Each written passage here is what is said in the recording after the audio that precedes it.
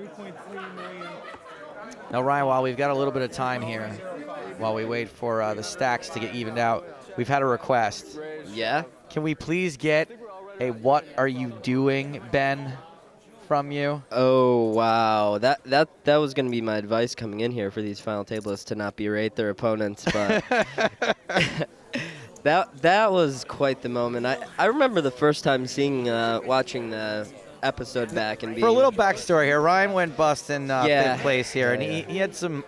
He had a blow up. Yeah, for those of you who haven't seen, there was a crazy hand I played with a decent friend of mine, Ben, who was also at the final table, where he raised an early position, and I 3-bet on the button, re-raised him, and he made a call out of position with similar hand to that Danchev just had. He had ace-5 offsuit, and just after the hand, the way he played it, I thought it was kind of crazy what he was doing, but ended up losing my cool for a minute there, and I guess it made for like one of the only dramatic moments at the final table, really. But you know. And you said what? You had rut reaction when you saw it. For I'm the like, first what time. are you doing? That's exactly what I said. And I mean, I ended up calling his bet on the river with queen high, which is also something you should not do at a final table. If you think they're bluffing, just raise. That's actually really sound advice. And what about when you saw it on TV for the first time? I was embarrassed, but you know what? Whatever. It was my honest reaction, but... That's true. Yeah. You get honesty points. Yeah. Now, another thing I wanted to ask you about, I think it was here at the PCA, not last year, but maybe the year before, where y'all were playing Johnny Lawden Thinks with Lucky Chewy. Yeah, yeah. And what was the question that he answered? How far is it? Oh, yeah. I don't think that was at PCA, but... Oh, okay. Yeah, Andrew and I are very close. He's dating my stepsister Katie, and he has been known to have some ridiculous Lawden Thinks. Does the audience know about Lawden Thinks? Have you talked about that? They probably do, most of them do. But Johnny Lawden Thinks is just a game where there is no right or wrong answer. You just guess what someone else, what their answer is going to be. You and a friend will guess what a third party would say about any situation. So, in the question we asked Lucky Chewy was how many miles was it from Florida to California? And he just went with the old 500,000 miles. Yep, he was that serious. He's one of the smartest people I know, and one of the... He's a savant of least sorts? sensical sometimes, yeah, but... 500,000 miles. It would not take you very long to rack up a free flight. Yep. If every time you went from Florida to California. Another one was how many sheets of paper would a large tree make, and I think he said 1,000. I thought it was much lower. I thought he said something like 30. Yeah, I guess that's not that crazy, but it's got to be like probably more than that. Much higher. All right, well, Danchev is raised king suited. Small to big. Wong's defended with king 4. And these are the boards when you're out of position with ace high that they're tough to play. What's he gonna do here? I mean, he's just got to check fold, right? Wong should just be stabbing here. He's gonna win the pot. You think you just have to take the lead when you're given the chance? Yeah, he's just gonna win the pot enough of the time if he just throws out 325,000. You think after losing a big pot like that, though, you're kind of a little bit gun shy, snake bit, if you will? Yeah, but I think this is a board that definitely can hit your range. And when he checks, I think you should just take a little stab here. But I don't know the dynamic between these two right now, so that is very important. I wonder what they would say the dynamic is. I wonder if they would say the same thing we would say. Yes. Yeah, there's just nothing he can do. That's just very frustrating. You get a super premium hand and you have to check fold the best hand. That's just why position's so important. Wong played it white. Wong played it white. He's a Wesley Wabbit.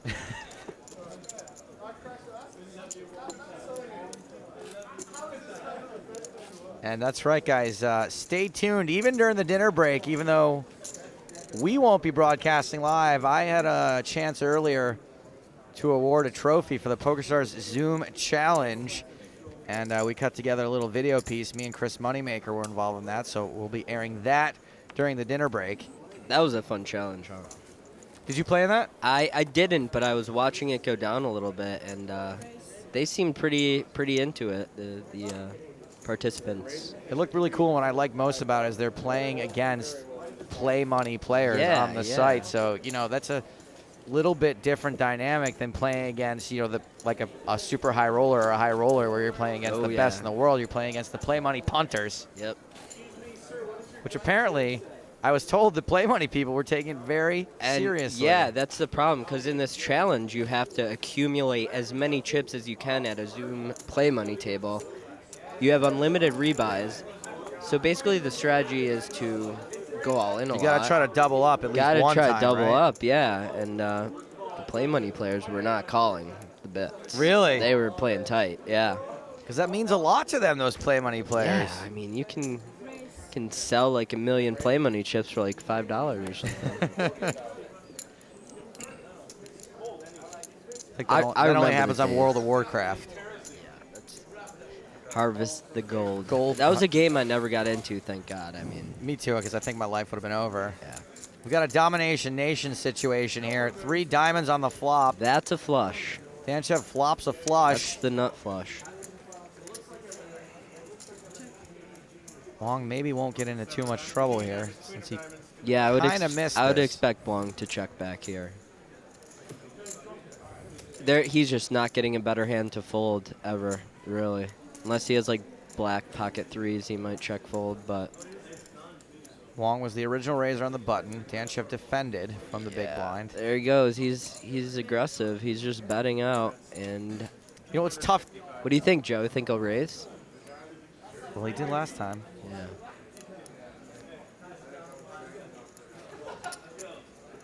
I mean, I think this is a spot probably where you can get away with just calling more often, right? Because what are you afraid of?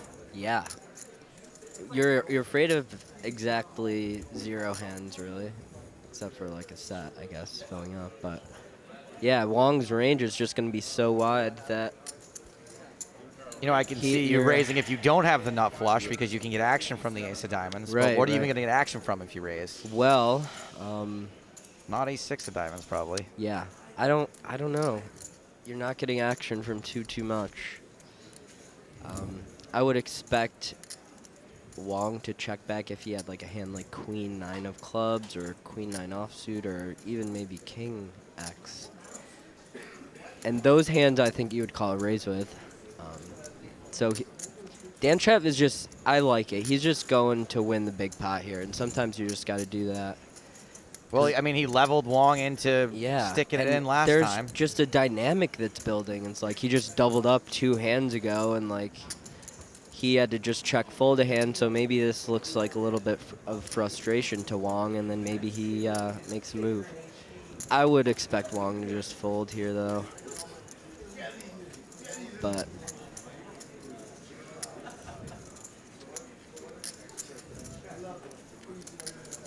Has Wong been getting out of line a lot recently, or not? It's weird. The only times he's really gotten out of line, it was kind of just like what we saw there, where he doubled up Danchev, where he's got a hand that's like he makes a play that's gonna work a lot of the time, but he ends up doing it in a spot where he's just like crushed.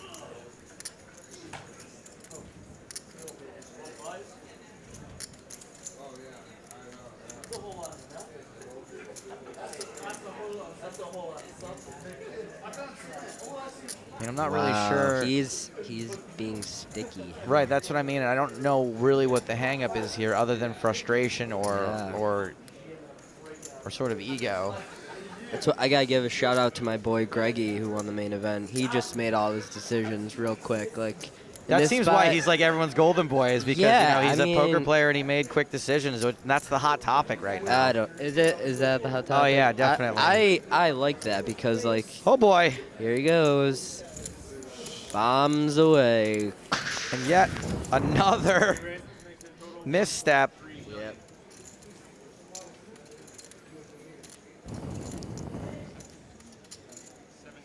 He's just chosen to to click that raise button at the worst possible times all day today. Yeah, bye-bye.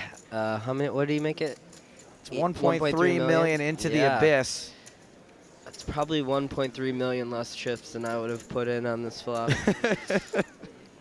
Or more chips. We got the sentiment. Yeah. It's 1.3 million less than you would not lose. Trying to make that work for you. Wow. But the weird thing is here, like, okay, so it was a pretty obvious fold on the flop. Just call. Is there any way that Wong loses more money on this hand, though? Maybe if Danchev calls and then, like, leads out, like, 280 on the turn. Just real small. Do something real silly. Like basically a check? But, I don't know. Wong seems pretty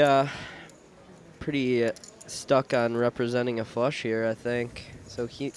Just don't raise here. Raising would be not a good play. I'm actually an expert at repping my opponent's hand. Like, I'm really good at it. Yeah, me too. My timing is not very good sometimes. Oh, don't raise. Don't do it, Danchev. Jerry, what are you doing? Oh, no. All right, well, I will look like a fool if Wong just, like, goes all in, I guess, but he looks very... like I have a nut flush and my hand is shaking. James Hardigan nodding from the peanut gallery. He agrees. Yeah. We're not in Kansas anymore, boys. No, we sure aren't, are we, Andrew? There's no place like home. Oh, yeah. I mean, you can sort of see Danchev's rationale here. It looks like he's just clicking it back. It looks like he's playing the stack swinging game. This is what you call polarizing your hand strength. So he either has a bluff or a flush. Wong has absolutely nothing. He has a 6 of diamonds, which, if he goes all in and gets called, is meaningless. And right, Wong has to know that at the very least, Danchev's got a bigger diamond than him. A bigger diamond. Yeah.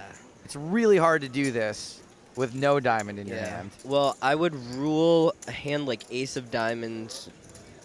Well, think about what one diamond hand he could have that would play this way. It doesn't make much sense. So you can pretty much... You can rule out semi-bluffing. Because if he had a diamond in his hand, he would be more interested in just check calling. And seeing another card. Yeah, let's see the turn. But now he's just like a hand that makes more sense is like, yeah, I don't even know. Like I was saying, like something with a blocker, like ace of diamonds, 2 offsuit or something. But even then, I would think that he would take a different line because now if Wong goes all in, he would have to fold the nut flush draw, and that would just be silly when he could have just check called. There we go. Good fold. Nice lay down. One action too late, probably. Yeah, yeah. Well, you know what? He put the pressure on. He forced him to have a flush, and he just had it. Once again, just some bad timing from Jerry Wong. Yep, but he still has... Wow, these chip stacks are evening out pretty quick, huh? Yeah, absolutely. Let's check them out. Joel Mick is still out in front, 83 big blinds, just under 10 million in chips, but not far behind are Wong and Danchev, both with around 76, 77 big blind stacks. These three guys basically dead even, and there's what they're playing for. Third place right now is what's up for grabs, 7.25 million, but massive pay jumps. 1.2 million basically. Yeah, it's changed a lot. I got 700. I think I said 725 million for third place, which, by the way, probably is what they would all be going for if that were the case. Let me get third. I'm all in. Yeah, just please let me get third. They just throw their cards into the crowd. I'm very excitable. Yeah. The pay jumps have changed a lot. They were. I believe I got 700,000 for 5th place, and now it's only 435. But also, obviously, there was more players then. But first was 2.2 million, I think, then. So it's a little different now. Heads up to the flop here. Top pair, middle pair. Yeah, just Wong's going to lose some more chips. The momentum is going against him. Would you say everything's going Wong for him? Yes. You've used the Wong pun a lot tonight, I guess. Not a lot. I don't know what you consider James a lot. James is shaking his head, yes. I think it's probably been around a half a dozen. Deuce on the turn changes nothing. I like it, Joe. You're brilliant with your puns. You could, yeah. Mika continues betting for value, continuing to continue. 475,000. Yeah. There's just no way Wong is folding here. Second pair is going to be good fairly often. This is where you really need to take a deep breath sometimes and be like, what are you doing, Ben? sometimes you have to fold second pair, you know? Sometimes you got to not call 2 barrels in second pair. Do you call 3 barrels, though, once you call the second one? 6 of diamonds, I don't think he's folding. Yeah. Well, he's not folding That's a now. card. That is a card. This is going to be a shame. That's a card. I think it's still going to go. This is gross. Wow. 2 pair for both players. It's going to go check, raise, call. How much is in the pot? So it's going to be 1. If he bets too big, though, he's not getting raised. Oh, he's getting raised. It's a little more than half the pot. It's going up to 2.8 million. And Wong is just in a free fall right now. And Mika is going to call within 10 seconds.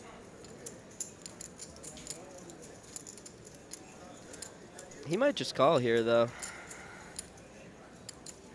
Wow. I think he sees this as his opportunity when he finally hit a river. That's a brutal river card, yep. It just looks like he has so many draws, and when he raises, it looks kind of bluffy, so he's got to raise. Basically, when you can, for those of you out there who are kind of new to the game, when you can represent having a bluff and you have a good hand, you should almost always raise. Did that make sense, Joe? Sure. What you're saying is that, this river card looks kind of like a brick. It looks like a bunch of stuff missed. Yeah. All the broadways missed. The flush draw missed. And a raise just doesn't make sense. What does he have? 10-8? Exactly. I mean, that's the only hand. When you're forcing your opponent to put you on a really narrow range, you 3 million. Call within 10 seconds. Here it comes. 9, 8, 7, 6, 5, 4, 3, 2, 1. So close, Ryan. I think if we started counting from when he'd put the chips out, maybe it would have been closer. All right. Well, he's thinking about it. I like what you did there, right Yeah. there, though. Cool. There it is. 20 I was like seconds. 5 seconds off.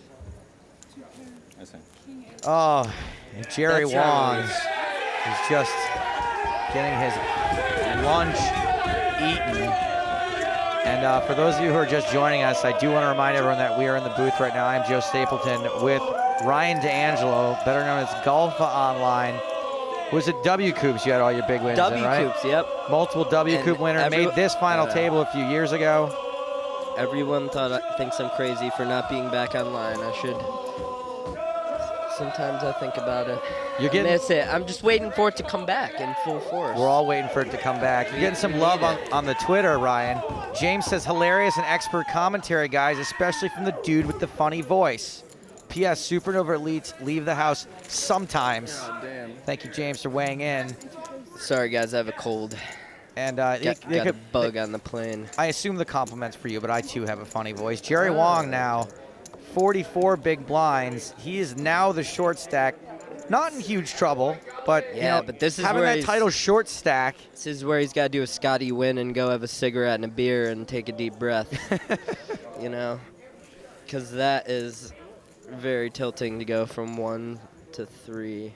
If you are not a smoker, it's time to start. Don't smoke. Smoking's bad for you. Don't smoke. You're not a smoker. I've never smoked a cigarette in my life. Yeah, that's good. But I do enjoy a beverage every now and again. I saw your little special yesterday. You chugged a beer with Sarah Grant. With Sarah Grant. I was impressed. The thing is, she finished talking just a little too soon. I had like 3 more drops left. I would have done the whole thing. If you guys haven't crushed the can on my forehead. If you guys haven't seen that interview, it's pretty edgy. Joe's like walking down the hallway, drinking a beer. It's an edgy hall walking interview. Yeah. Don't forget, you guys, you can get in touch with us. Tweet at us using the hashtag PCALive, or you can email us, nuts@pokerstars.tv. But if you're going to use the email, you better make it good. We like them short and sweet here on the EPT Live. The air around Wong's head area right now is a little bit warmer than the rest of the room. Yeah, look, you can see it. You that. can see a little shine, a little glisten on the forehead. Yeah, he should take that hoodie off, I think. Wong has raised his button. Yep. Donchev defending with a baby ace again. Spikes an ace again. This is going to be a couple barrels, I feel like.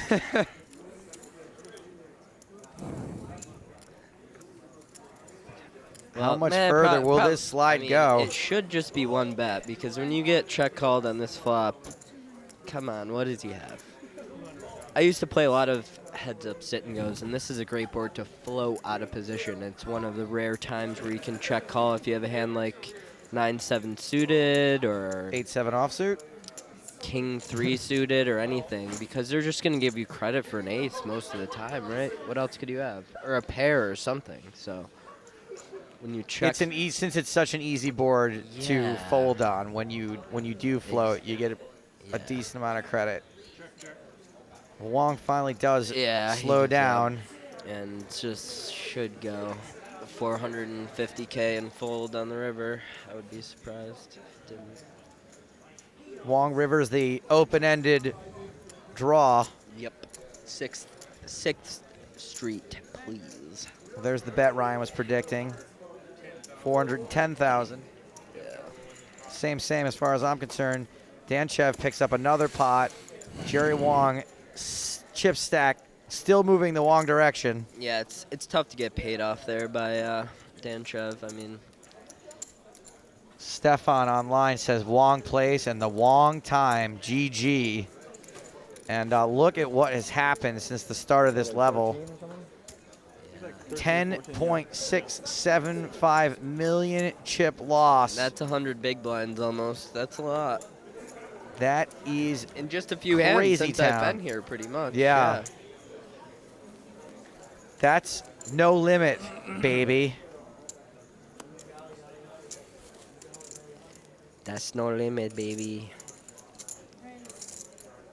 Who says that? Scott? Is that another Scotty reference? I think that's a Scotty win, yes. He's getting all the love, baby. He's got a lot of good lines. Yep, he's a character.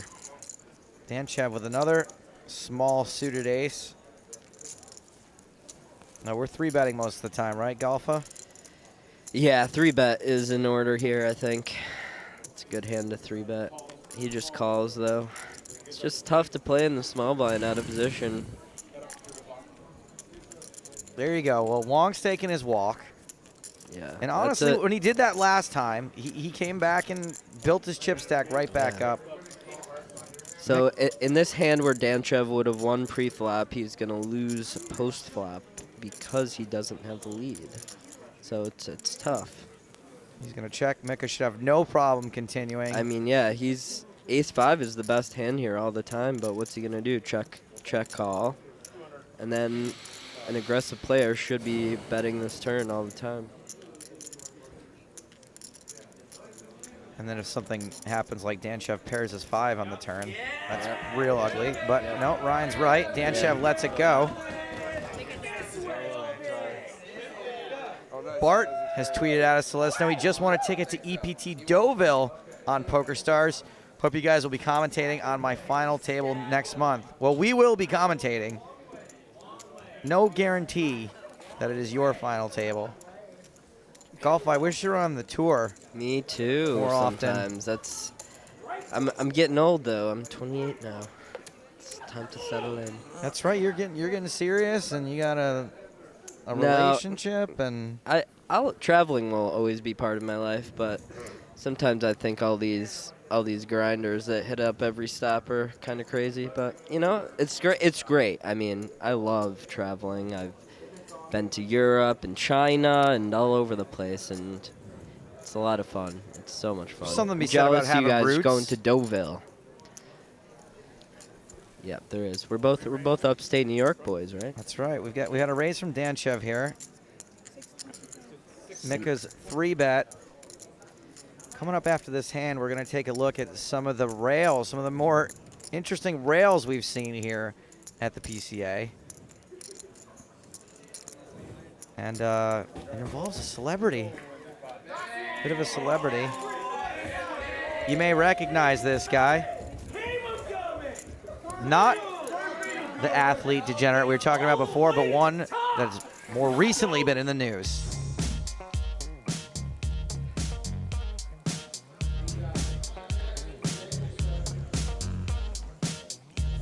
Welcome to poker, my man. Buddy. Your new profession. Yeah, right. I don't know about that.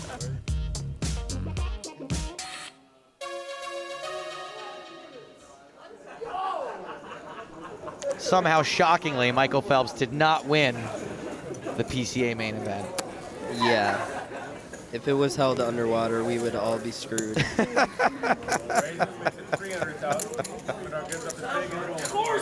Oh man, when I was making all those swimming puns, I forgot about float.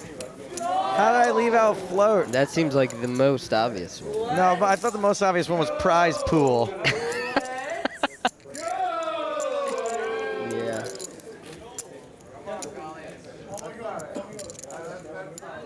Yeah. The one English guy in the crowd having a hard time following the word go. I was officially introduced to Michael Phelps the other day for the Really? first time. It was a moment. Yeah, it was pretty cool. Because a lot of my friends are pretty tight with him, and they just think it's not that big of a deal. But I'm still in the boat where, like, it's Michael Phelps. I would be in the boat of, to use more water puns, I would be in the boat of pretending to not think it's that cool, but then secretly bragging about it to everyone I know outside of poker. Yep, that's my boat. And I posted on Facebook instantly when Yeah. I took a picture with him, got like 75 comments. And yeah, when I was taking a picture with him, I'm like, yeah, this one's for the grandkids. It's pretty amazing that he's become so famous at a sport that really all you're doing is not dying. Yeah. You're just staying above water. Not to say that it's easy. I could totally run faster than he swims. Yeah, I know, right?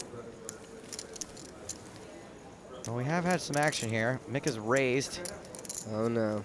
What did we see a hand yet? We haven't seen a hand yet. There we go. Oh yeah, okay.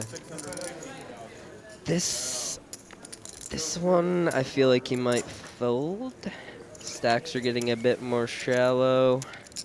Depends. Michael Mizrachi would call here 100% of the time. Every time. And He'd also take every dime he won in this event and go put it on black. right. But yeah, stacks are just a bit too shallow. He's going to be facing a continuation bet with. Yeah. Okay. So he's going for it. It's fine, I think. Yeah, you can call here. It's pretty. Because he's solid not that hand. far behind. He's got some equity. Wong appears to be steaming, so. Well. Yeah. Well, steaming. It doesn't for a look couple like reasons. he's steaming, but I'm saying. Oh boy. Okay, so it's just gonna go bet call here probably. Steaming it matters for a few reasons. One, he could be three betting light. Two, if you make a big hand on him, you could get paid. Yeah, that's it. I think if the flop comes 8-4-3, he can just raise the continuation bet and be pretty excited about putting all the money in. But yeah, it's questionable pre-flop, but I think most people would call here. I think I would call also. Yeah, this will be interesting. I mean, the pot's 1.3, so he has about 3 times the size of the pot. And he's just probably going to bet like 600 here, and he should just call, right? Don't you think, Joe? Micah? Just... Because if he goes all in, it's going to just look like a flush draw. He's never going to get an ace to fold. He's never getting an ace to fold, and I think, sometimes he's going to be up against bigger hearts. Sometimes, so that's another. I don't really always love getting it in with the 8 high flush draw. Right, and if he hits the 3 of hearts or whatever, it's disguised. I mean, Wong is still gonna assume he has the best hand most of the time, and he's gonna get paid. But who knows? He might just blast it in here. All in. Yep, He there does. it is. Call. All right, All in a call. 39%. Wong is the favorite, but he is at risk. This would be so brutal if a heart hits. He just goes from chip lead to bust in Micah's 30 got minutes. Yeah, Micah's got a almost 40% chance of making a hand here. Now a heart isn't his only wins. That is just such a huge all-in. It went from 700K to 4 million. Like, it's just so much. I don't know if I like it. And there's an 8 on the turn. That opens up a lot more outs for Mika. Does not change too much. He's got 14 outs now. Huang facing elimination. Oh, the dirtiest way possible. Running 2 pair. Jerry Huang is eliminated. OMG. From chip leader to eliminated in less than a level. Now, granted, 3-handed, things do change pretty quickly, but that was just like a 10 to 12 hands free fall. Yeah, that's brutal. How much of this can you say, Ryan, do you think, rests on Jerry's shoulders? Not all of it. Things didn't exactly go his way. Yeah, he didn't do too bad. I mean, I didn't like his bluff on the 3-diamond hand too much, but this is just how poker goes. Well, Jerry Huang has just finished in 3rd place, $725,000. As we say goodbye to him, we're also going to say goodbye to Ryan D'Angelo. Yep. Ryan, thanks so much for being with us. Joe, it was such a pleasure. Hopefully, heads really up, appreciate it. Doesn't take too long. We'll see you at the party. Maybe me and you can do a little tango with a construction cone. Got my bracelet. Fantastic. Oh, wow. You got to tell him that story later, too. All right, Ryan, thanks a lot for being with us. Thanks, Joe. Bye, everybody. We appreciate it, and we are about to go heads up as we welcome James Hardigan back into the booth. Incredible stuff, Joe. This final table going really quickly right now, and as they go heads up, we can see that Mika has a 2-1 chip lead over Dimitar Danchev. Confirmation that the players are going to take the dinner break now. Granted, there's still 5 minutes to play on the level, but it makes total sense for them to now go on break and then come back and play heads up for the title and that first prize of nearly 1.9 million. The key question is, do they look at the numbers? Do they talk about some kind of deal? Or is Mika feeling that with that chip advantage, he should just play this thing out and go for the win outright? I mean, there's, as Ryan was saying before, they're stacked awfully deep. These deals tend to happen more when there's less big blinds in play.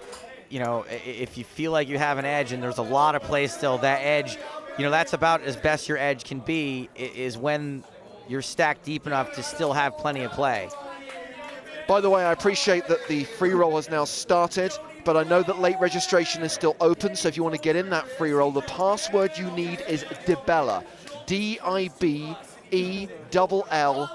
It's the name of the guy who won this tournament last year, John Dibella. Dibella, the password for the free roll.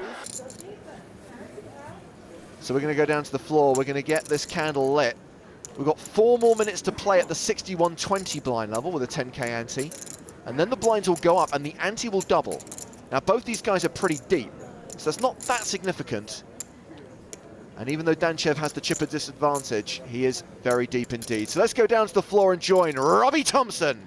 Welcome back to the PCA 10 main event. We have made it down to heads-up action, where we have Dimitar Danchev with 8,875,000 and Joel Mika with 20,195,000.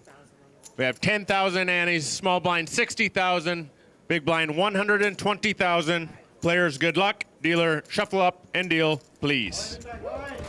The heads-up battle is getting underway and still got a decent crowd on the rail, and I think it's fair to say most of those people on the rail, Brad, are supporting Joel Mika. Well, they are. I mean, after that last big hand before the break when Mika knocked out Wong, I walked out to the hallway just as Joseph Big Papa Lind, who was on Mika's rail, ran into the hallway as fast as he could by me, and he's a big man. He jumps up into the air. It's not this gentleman. It's another gentleman who you'll, I'm sure, see later. He jumps so high in the air, screaming heads up for it all, that his pants fell off right in the middle of the hallway. So I've seen Big Papa's underwear. 240. Yeah. 240,000.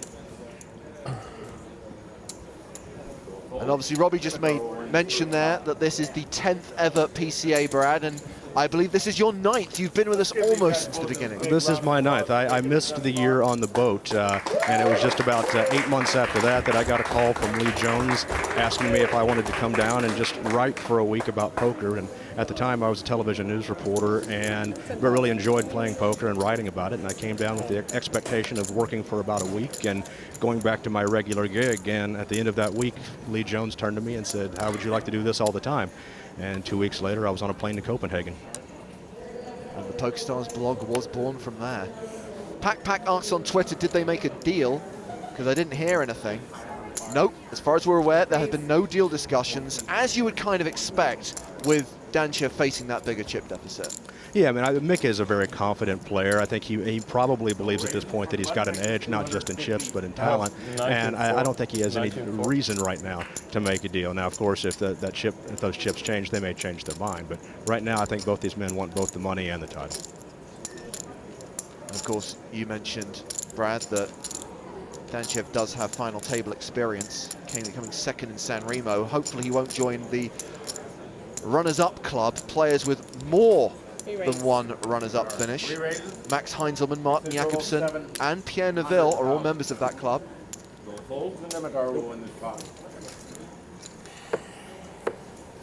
the first hand of heads-up play was a raise and take it for Danchev. That hand was a button raise from Mika and a 3-bet from Danchev, so 2-0 Danchev so far, but it's early days. I'm just afraid of how early days it was. I think back to that year that Ryan Oliver and Galen Hall started heads up, and we thought it was time, getting ready time to go to bed. And the next thing I knew, it was 3 o'clock in the morning, and it was a really, really late night. One of the longer heads up matches I'd covered.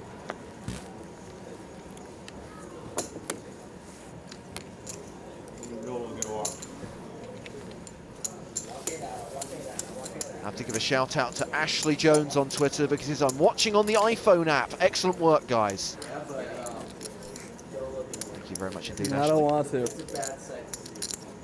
Heard so many people today who were watching the NFL American football playoffs who couldn't find a way at first to watch both their football games and watch the PCALive or PCA broadcast here, and eventually they found that app and were able to watch both at the same time. 250. 250. Something that we weren't able to do today, because we could watch this, but we couldn't watch the football. I hear that first game was pretty amazing. The second one, not so much. Not so much.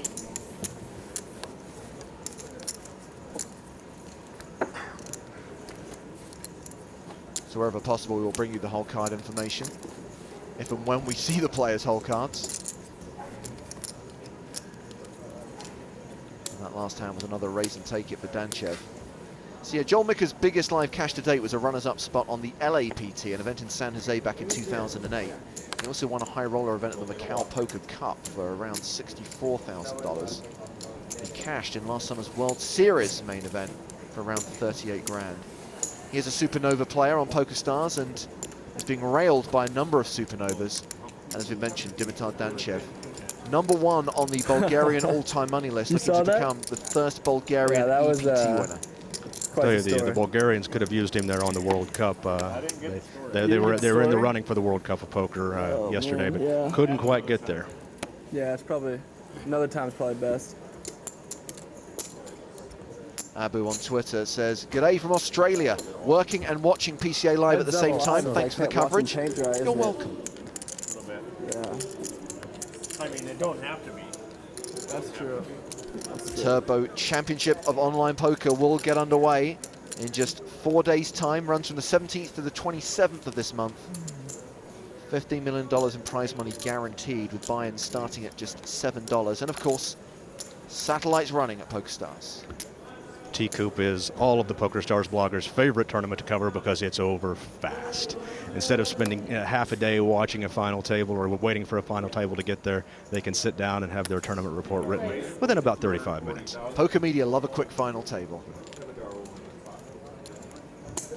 Our kingdom for a quick heads-up match tonight. Lines up. Yeah, local time it is 8:45, and the PCA party started 15 minutes ago. As we were coming back from dinner, I saw all of these happy faces walking in the opposite direction of where we were headed. And it occurred to me that this is the time when everyone puts aside the stress of poker, puts aside the stress of the money that they've either won or lost, and just goes and has a drink or two on PokerStars dime.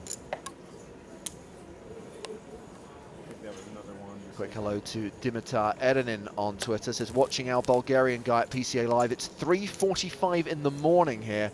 That's dedication for you. Because it is a school night. Many people have to be up and go to work in the morning. So did you decide on cargo net for the shirt? I know I was listening earlier, and I didn't know what we finally decided. Fishing net, cargo net, Evil Spider-Man. I'd hate to put him in the position of evil Spider-Man. He seems like a nice guy. Is that our high roller? Yeah, 19 players left, so they're in the money now. Of course, tonight they play down to the final table. Vanessa Stelp still among the chip leaders. You can see the final table of that tournament tomorrow, 2 Eastern. And I reckon that's going to be a pretty stacked final table. I mean, I'm looking around there, Brad, and there's no face there I don't recognize. That's the beauty of these high rollers, and even though they had 160 some entries, and as you can see, 204 total entries after the rebuys, for a huge prize pool, it's going to be people who we recognize. And while we don't have a stream of that going right now, we do have that on the PokerStars blog. Rick Dacey and Stephen Bartley are out there watching that and keeping up with that. So go to PokerStarsblog.com. Look how he seemingly gets the plug in. It's all about the segue. It's all about the synergy between our various media sources at PokerStars. You can watch the live stream of this final table and follow all the side events and the backstory to the main event on the blog. There are checks. Card 4 of hearts. So I think this is one of our first flops of the heads-up battle. Danchev raised, Mika called. Went check on the flop. And because there wasn't that continuation bet from Danchev on the flop, Mika is now let out on the turn. Danchev currently with the best hand, but Mika with the flush draw.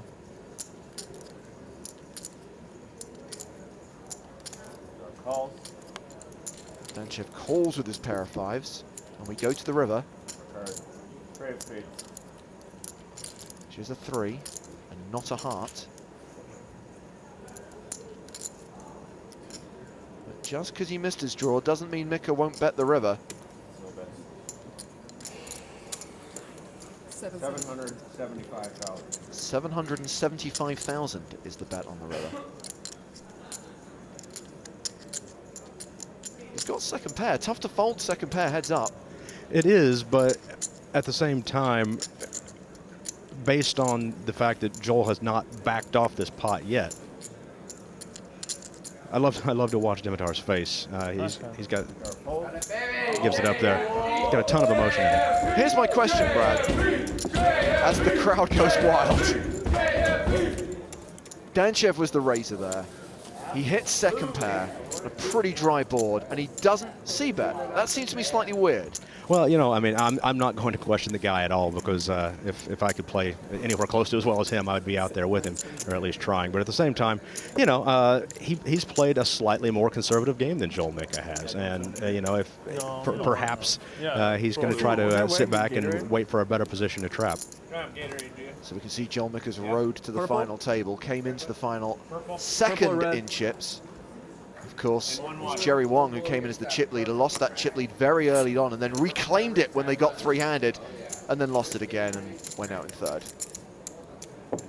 That's a good question on Twitter from Christian.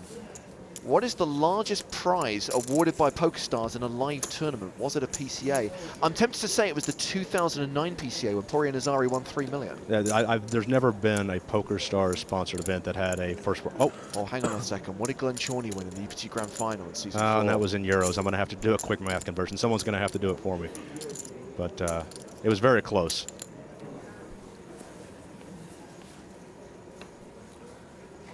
So confirmation that we are now playing 8160 with a 20k ante. Raises makes it 325,000. Button raise from Danchev. Suited queen for Joel Mika.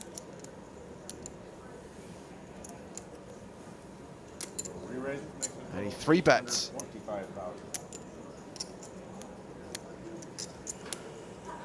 Total of 825,000. $500,000 more for Danchev to call. You look at Mika. Mick is completely confident right here, right now. It's rare to see someone that composed and relaxed Yeah, at this stage of a final table.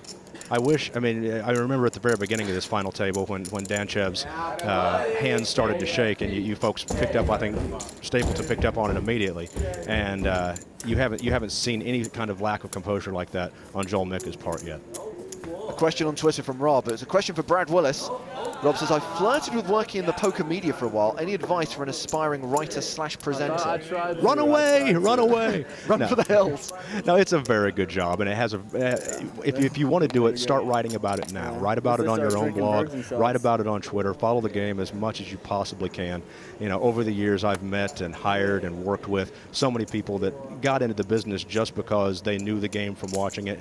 But it takes a matter of practice. It takes a matter of getting in there and working. You can't just walk in and say, I know how to play poker, so I want to write about it. You also have to practice the writing as much as you do the poker.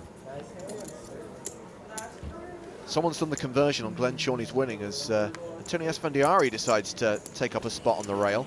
Chorney's winnings were 2.7 million US, so yes, Poirier Nazari's first place prize is the biggest score paid out in a PokerStars sponsored live event. Chris emails nuts@pokerstars.tv, says, hi from all the poker freaks in New Zealand. Love the live app on the iPhone. Great commentating. Well done, PCA, for excellent viewing. Thank you for your email. This may be the first time I've seen Antonio walk into a tournament room so far without Michael Phelps on his arm.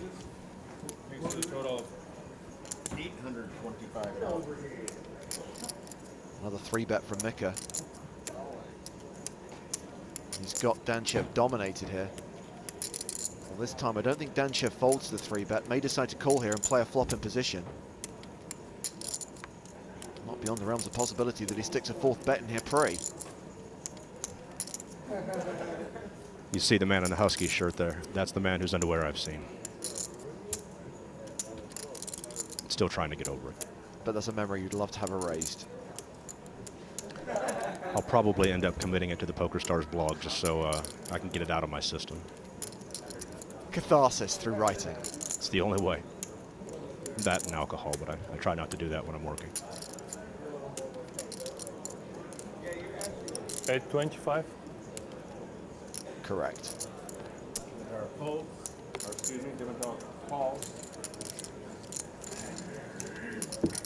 So Danchev will call. He'll play the flop in position. Mika with the best hand and with the betting lead. Neither player connects.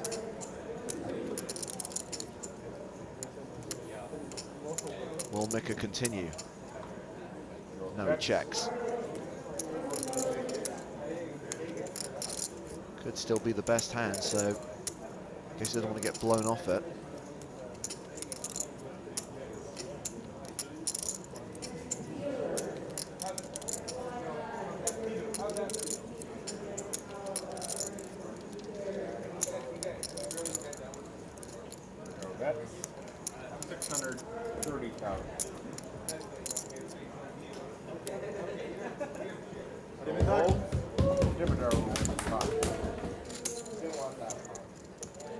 Danchev manages to steal that one. Oh no, we've got some dollar-euro controversy. We're going to have the fact-check team go over this. Kevmath, a man who you should not argue with when it comes to poker facts, claims that Glenn Chorney's prize money translates to more than 3.1 million US dollars, which would make that the biggest score ever paid out. I'll tell you one thing over the years I've learned not to do, and that's argue with Kevmath. Lasse Eberson tweets to say, watching and going strong from Denmark. Good luck to Mickey Peterson in that high roller tournament that we're keeping semi-tabs on. And another reminder that you can follow the action on the PokerStars blog. And David Morgan says, I'm taking you to bed. One of the joys of the iPhone app.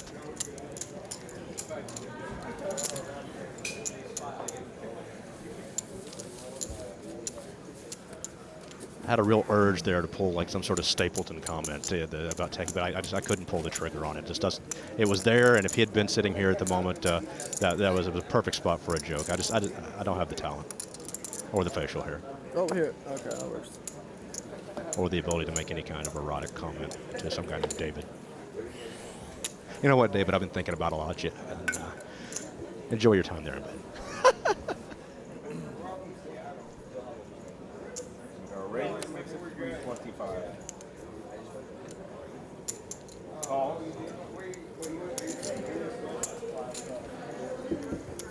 Another flop coming. Danchev's raise, called by Mika. Jack, Jack, deuce, flop.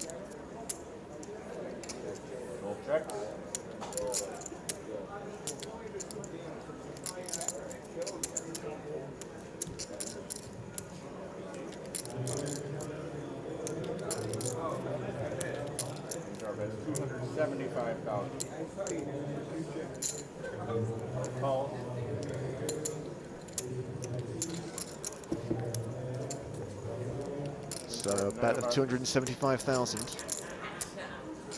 Called by Mika. He checks the turn. Danchev now up and down. King high is still the best hand though.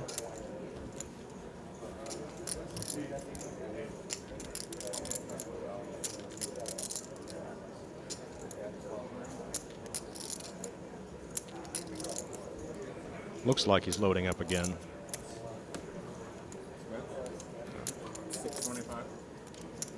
He does fire again, and that gets a fold from Mika. And more controversy about the Glenn Shawnee money. Oh, come on now. Wow. This is according to Blistering FX that Shawnee won 3.1 million Canadian dollars, whereas it was 3 million US for Nazari. Now, the conversion that our official fact-check team have done is at the current exchange rate. Really? We would probably need to do the exchange rate based on 2008 prices, and I don't know how we can source that information. I'm sure there's probably a way, and you give me a computer, I probably could, but where would Canadian dollars come into it at this point? I think the figure that KevMath quoted was Canadian dollars rather than US dollars. Well, now I'm really confused.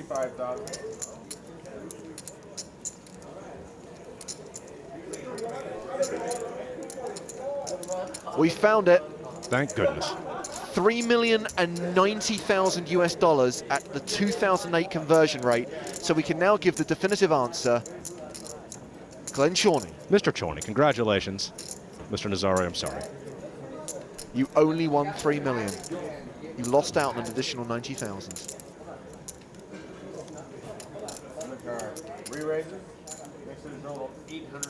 Another 3-bet here. And Mika quickly mucks the King 5. Response to the re-raise from Danchev with the pocket falls. Change 100 tweets. Just tuned into PCALive to hear Brad Willis's commentary, and the first words I hear from him, that's the man whose underwear I've seen. Change 100, also known as a poker. Oh, look what's happened here. See, I knew this was going to happen eventually. What do you mean eventually? They've been drinking from the start. But I thought maybe they might calm down just a little bit at the dinner break once the man lost his pants. But Change 100, also a PokerStars blog writer who has worked with us here at the PCA. She won, actually, the ladies event here a couple of years ago. So just to quickly recap, based on that conversion rate, KevMath was right. Of course he was. Never argue with KevMath. I have an argument with my wife. I call KevMath and say, what should I do?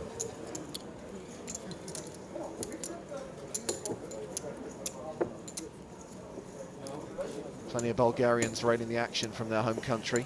Peter Petrov says, go, go, Dimitar Danchev, take it down, bring the cup to Bulgaria. And the $1.9 million first prize. That is the trophy they're playing for. One of the most prestigious titles in poker, the PCA main event.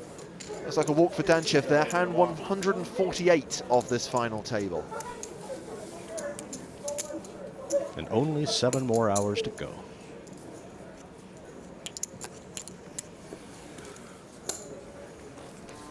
Well, Brad, it's been a pleasure, albeit a brief one. Thank you very much, James. And really enjoyed it in here. We're going to go back out and do some more riding out here, cover the high roller as well as the rest of this. So join us on the PokerStars blog, and you guys have a great time.